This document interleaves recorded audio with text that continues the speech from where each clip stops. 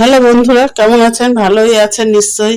এই গরমে সুস্থ থাকবেন, প্রচুর জল খাবেন। আর আজকে আমি ডিমের টোস্ট করবো পাউরুটি দিয়ে। তাই পাউরুটিটাকে কেটে সেঁকে নিলাম, নিয়ে ডিমটাকে দিয়ে এই এপিট ওপিট করে সেঁকে নিচ্ছি।